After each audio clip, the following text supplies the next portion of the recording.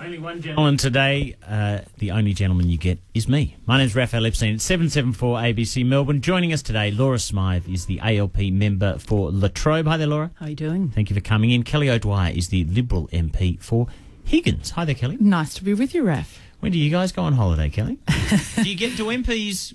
How does that work, by the way? Everyone else gets their holidays set by their boss. It's kind of like running your own business, isn't it? Yeah, it is a little bit. Look, we usually take the summer period to have a little bit of downtime and a bit of R&R, but generally you're catching up on a fair bit of stuff that's accumulated throughout the year as well. Yeah.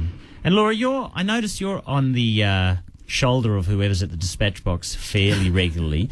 So if you go for a wander down at the beach, wherever you are, do people come up to you and say, aren't you that woman on the TV? They do a little bit. Actually, I've been visiting. We were just talking earlier about the number of school visits that we're doing at this time of year, and I tend to get that question a little bit at schools, mostly from kids. It's a nice situation. And I don't know, Kelly, do you get much... Oh, my God, what's Tony Abbott doing? You know, he should do this. Do you get that a lot? We do get a lot of advice from constituents. That's always welcome. And you do get it in fairly strange places too. So if you're picking up the or the takeaway, the fish and chips, I've certainly had a lot of advice while standing at the queue to collect my fish and chips. Yeah. But it's great. It means that people feel in the sort of democracy that we are, that you're very approachable, that they can offer their views and that you'll listen. Look, I'll get onto the economic implications, but I'd be curious to know from both of you, do you get more negative than positive feedback, or would you not be able to say, Kelly? You actually get both. You do get both. I mean, generally, if people want to talk to you, they've got a view on a particular issue. Yeah. But I actually do find quite genuinely that I get both positive and negative feedback. People who say that there are things that we can do better as a party, and I don't think anybody would claim that you're ever perfect. So there are always things that you can look to improve. Yeah. Laura, more negative than positive, or not? Well, it's always issues based. So I mean, it's people putting forward their suggestions. So it's looking for change. I wouldn't necessarily construe all of that as negative. There is the occasional bit of less than constructive negative feedback, as you might imagine, but there's also very good positive feedback. Yeah, so great. It's nice to receive. Full, frank and fearless. It's the kind of democracy we love. Look, you can join in if you've got a query for Laura or Kelly. You might have a comment, you might have a question. 1300 222 774. Now, the official cash rate from the Reserve Bank is now 3%. I think 13 or 14 months ago, it was 4.75%. So they've been cutting and cutting. Today, too, we've got growth figures that are lower as they go each quarter. The annualised figure for the way our economy grows, it was around 4.4% in March. It's now at 3.1%. Still better than a lot of other similar economies, but the rate of growth is reducing. Let's start with you, Kelly O'Dwyer. The Treasurer insists we're not at emergency levels of interest rates. Laura, we're in trouble, or we're not in trouble with the economy? Well, the RBA certainly didn't consider that it, or didn't construe it as emergency rates. And looking at 3.1% annualised growth, in contrast to other major advanced economies around the world, we're doing pretty well, and we're doing as most forecasts expected us to do. And bearing in mind that the government has been saying for a long time that the measures it's been taking to try to, ensure that there are appropriate savings made and try to return the budget to surplus has been against the backdrop of trying to give the Reserve Bank an opportunity to let monetary policy work. And so we're seeing the Reserve Bank being able to, use the lever it has to be able to exercise some influence in the economy. Pretty blunt instrument, though, isn't it? Well, it's a combination of measures that can be used. The government, through the stimulus measures, used its own weight, if you like, in the economy to try and ensure that our economy stayed strong during the financial crisis. That was a fairly tough measure to put in place, but that was the right measure for the time. And it means that we're now in a circumstance where the RBA is capable of reducing rates. I'm sure many other countries would like to have precisely the same problem, in inverted commas. Kelly, are we in trouble or not? Well, I think there's no doubt that we are certainly trending in the wrong direction. According to Wayne Swan's own standard, when you have a 3% cash rate, he said that you are at emergency levels. So it was never the Reserve Bank that used that term. It was actually the Treasurer of this country who used that term, and we are absolutely there. We're there today. And I think that a lot of other good figures, though. Well, look, I mean, you want to talk about the growth figures. I mean, the growth figures are less than what we thought they would be. And it is concerning because we've seen the slowest growth now since the Queensland floods or since the global financial crisis. That should concern every Australian because it means that there is very, very low business confidence, which has an impact on jobs and employment. It has an impact on the amount that people can spend in their households. It is very concerning. And, you know, I've been looking at the economic data that's been coming out over the past 2 days or so, and we've seen now over the past 2 quarters the annualised pace of growth has halved from 4% now to 2%. We are trending in the wrong direction. Laura, I'll get you to respond to Kelly, but don't we still face, I guess, the same problem we've faced for a number of years? There's nothing to replace mining once it winds down. Now, it's not going to wind down for a while. The investment boom has passed. Mining's going to be there for a while. We still, as a nation, face a problem, though, of coming up with something other than mining, don't we? The things that this government's been doing, conscious of trying to diversify our economy, has been around trying to ensure that we are skilling up Australians. The Clean Energy Future Package was a fairly substantial mechanism by which the government tried to, or is trying, to give the opportunity for new industries as we make the transition to a differently shaped economy. So is that the $10 billion fund for alternative energy stuff? Amongst other things. Okay. So, I mean, there are a range of mechanisms throughout the fairly comprehensive package. But, those are the things that this government's been doing, which perhaps haven't been splashed across the headlines as perhaps they should be, to respond to ensure the circumstance where we need to ensure that we have a more diversified economy into the future. I think most people in Australia would understand that. It is also why, we've tried to ensure that we're spreading the benefits of the boom, and this government has been very conscious about that, unlike John Howard when he had the opportunity to do precisely the same thing and try to reshape our economy and the skills we're giving our the Australian people. So you tried to share the benefits of the boom with the mining tax. That didn't work so well, did it? Look, the mining tax has continued. It has a way to run, clearly, and I certainly don't accept the premise that it is something that will not have the effect of spreading the benefits of the boom. I'll just take a call from Rebecca in South Yarra, who I think's got something complimentary for the both of you. Hi there, Rebecca. Hello, ladies. Lovely to have you on the radio. Hi, hello, Rebecca. Kelly. I'm a fan of yours. Oh, hi, Rebecca. Thank you very much.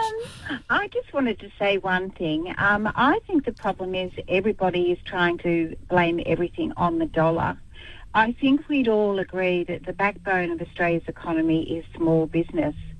And apart from the dollar and the minerals and all the mining, this government is doing nothing for small business. We really need incentives for small business to get ahead and do well. And when I say small business, I mean all those little businesses that hire 10, 8, 20 people.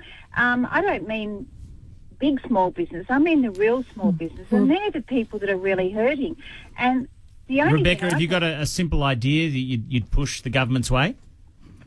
I think the government have lost their way. I don't think Labor have ever been for small business. Well, I think Rebecca, at the moment they're lost. I might respond to you just to give you a sense of some of the practical things that this government has done to ensure that small business starts to get the benefits of the mining boom that we're experiencing. Small business under Labor has benefited from loss carryback arrangements that were announced earlier this year. Announced by Malcolm Turnbull as leader. It has also had the opportunity to benefit from instant asset write-offs. So those are a couple of practical measures available to small business now. There has been a great deal of resistance to those measures from the opposition, and Labor does tend to get saddled with the opinion that it's not for small business. But those are the sorts of practical things that we have actually done since coming to office. It is hard to see what the Liberal Party is presenting as an alternative. Can I just say something? I think a lot of people, and a lot of the people I mix with, are pretty sick of Labor saying, well, Howard did this and when Howard was Prime Minister, different time, different world. You know, we're now post-2008, and Labor seem to make an excuse for everything they do on the back of what Howard did. Howard was Prime Minister in a different economic time. When the global economy was a little bit stronger, perhaps. Rebecca, I just want to give thank you for calling. I just want to give Kelly a chance to respond. Look, thanks, Rebecca, for your question about small business, and I agree with you that small business is one of the great engine rooms of the Australian economy, and that's why we have to be very conscious that as a government and in government, you don't create and espouse policies that will in fact hurt small business who are there to employ people, to grow the economy, and to make sure that more and more people who are employed pay tax, and you know, there are more services that might be offered. What this government has done in government is they've made it more difficult for small business. They've made the workplace less flexible. They have increased the regulatory burden on small business. Since coming to government, they have introduced more than 20,000 new regulations, and they have repealed less than 100. That, of course, takes time away from small business people doing the things that they need to be doing in growing their small business, and instead filling in paperwork. The other thing that they've done with small business is, of course, increase taxes. They've increased the tax burden, not just on small businesses, but right across the board. Since they've been in government, there have been 27 new or increased taxes. So when they talk about spreading the benefits of the boom, I can tell you one thing that they've been spreading, and that is spreading the tax burden on every Australian. Well, Kelly, 27 new taxes? Kelly, you would know surely by now that this government, as a proportion of GDP, is taxing Australians far lower. No, that's far not true. Lower. No. Than Well, I'm happy to talk to you about far that. Lower. On average, I know there's some dispute over those figures, but I would also say you spoke about flexibility, and I do like it when the opposition speaks about flexibility, because I do like to explore what that means. And we know, for instance, that Senator Nick Xenophon has had a bill in the federal parliament looking at removing penalty rates for workers in small businesses. Is that something that you would support, Kelly? Well, I'm not sure what you're referring to there, but what I'm saying is it's more difficult for small businesses to actually hire people. But what does under flexibility this mean? It means allowing. What would you cut away? No. That's not. I'm not saying that we're cutting away. What I'm suggesting is that small businesses, the great asset of any small business is their employees, and they work together. They work together to grow the business. So nobody who is in small business ever wants to do anything that will harm their employees, because they're effectively harming their business. So when we talk about flexibility, we're talking about people being able to have the discussion. If they need, time off work, that's something that they can certainly discuss with their employees, rather than mandating a whole host of measures which the government wants to do. No, there are minimum protections in place already, and certainly we would never advocate people doing the wrong thing. And absolutely, there will always be some people, unfortunately, who are the rotten apple in the barrel. But you shouldn't make policy based only on those people. There are lots of people who do the right thing, and at the moment we are penalising all of them. Laura, just a quick response, and then I want to ask you a slightly different question. I would simply say in all of this, we hear a great deal about what the opposition says we are not to, and we tend not to hear about what the opposition wants to do to support what it purports to be its main constituency of small business. We have put in place practical financial measures. I have yet to see what the opposition is putting in place in response. Okay, if I can just, I guess, step back a little bit. It seems to me, actually, that you can have a lot of good figures like inflation and growth. You can keep cutting rates. Both the federal government and the Reserve, maybe they actually have less power and less ability to affect the economy than ever before. Do you think is that possible? Or I just see people pulling fiscal and monetary levers and I see less impact. I think the prevailing circumstances of the global economy obviously weigh pretty heavily in any domestic economy. Even one which is quite robust, as I certainly continue to say ours is, and as I think a great many people are continuing to say. But certainly, the interconnectedness of our economy with other national economies around the world makes a significant difference. Well, look, I think the government never takes responsibility for its own policies, and I think it's unfortunate because we're seeing a government now that is spending far more revenue than they're bringing through the door in order to try and catch up. They're borrowing more. This is unsustainable. Borrowing means that we're simply racking up more and more debt, and the debt that we're racking up are the future taxes for future generations. It will ultimately need to be paid. So the government, I think, like to talk about the global environment, and it is a tough global environment, but never forget that Australia started in an incredibly strong position, and we have seen a 180-degree turnaround in the position that we're in today, where we have more than $150 billion now in net debt, where we previously had $20 billion in surpluses. We are now spending $20 million a day paying the interest bill on what this government has borrowed. Okay, Laura, I need to give Laura only 15 seconds because I want to give people a traffic update very, very soon. A couple of salient facts from these growth figures. Business investment has been up. Housing investment seems to be slightly on the improve. People are, increasingly investing in cars in Australia. Those are sort of it. Laura Smythe and Kelly O'Dwyer are with me for Fight Club. 1300 222 774. Nola has called from Glen Iris. Hi there, Nola. Hi there, Ash. What's your query? Well, my question is to Kelly. As a constituent, I received a questionnaire from her last week, which I thought was great, and asked me to rank the issues that I thought were most important. Unfortunately, climate change wasn't even on the list, and that's something that I'm more concerned about than probably anything. Well, certainly there is opportunity on the survey that I released. I did, and I put a very big number one there. And there is opportunity for people to write in those issues that are most important to them and to provide a lot more detail about it. Unfortunately, I wasn't able to distribute a 20-page survey. It's only a one double-page Don't you think it spread. ranks at all highly on? Well, I think environment does, and certainly that is definitely part of the survey. And I'm more than open to hear what people are concerned about, which is exactly the reason why I distributed the survey. So I really appreciate you responding. I've never been surveyed before like that. I thought that was a good thing. Great. Thank you. There you go, Noel. At least they're asking you what you think. Look, I'll ask you both briefly. I want to get to some more calls, so I try and keep your answer brief. There's a huge negotiation process going on. It goes on every year. This year it's in Qatar, trying to reach some sort of global agreement on how to cut emissions.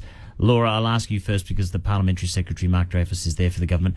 Is there going to be anything positive out of that meeting? Well, next year, Raf, there'll be about 1.1 billion people around the world who are living, operating, doing business in countries or regions that have an ETS or a carbon price in place. That's a pretty significant movement since, Kyoto started to be negotiated, and certainly since we came to office in 2007. The world is making incremental changes. There is an argument about the rate of that change, but we're certainly playing our part. Other very significant participants in the talks in Doha will also be playing theirs. It's a complex multilateral process, and it's iterative, takes a bit of time, but amazing changes have been made. Regrettably, we lost an opportunity in the decade before 2007 to take action meaningfully as a nation on this. And play our part. I think, Raf, politely, I would say, Laura, that was the long way of saying no. I don't think we're going to see any real change coming out of the Doha conference. In fact, you wouldn't want so to see much change, no, Kelly. No, that's not. No, don't put words in my mouth, Laura. Not at all. In fact, far from it. But the reason why we know that is because, of course, the minister didn't go. Greg Combet didn't go overseas. It was, in fact, the Parliamentary Secretary who was sent over there, because we know that there is no commitment globally to affect change in this regard, which is exactly why, without wanting to sort of put Mark down, I mean, he is a more junior minister. He is a more junior minister, I think it is fair to say. And we know that there is no comparable scheme, size or scale to Australia's carbon tax scheme. It's in Europe. The one that does exist, which the government constantly refer to, costs only $1 per person in the first 5 years. Australia's is going to be $400 per person. Okay, look, I want to try and move on just so I can give everybody a go. Gavin's got a query about retail, I think, calling from Daniel. Hi there, Gavin. G'day, mate. How are you? Good. What would you like to ask? I'm just wondering whether either of the parties have got the guts to do what needs to be done to save the retail sector in this country. The low-value threshold imports commission passed down a recommendation months and months ago that import threshold needs to be lowered from a... So this is putting GST on cheap goods you order overseas? Indeed. We're seeing Hong Kong-based companies with .com.au addresses now with warehouses in Australia that are shipping GST-free goods within 2 to 3 days. And my company, for example, I have 10 staff.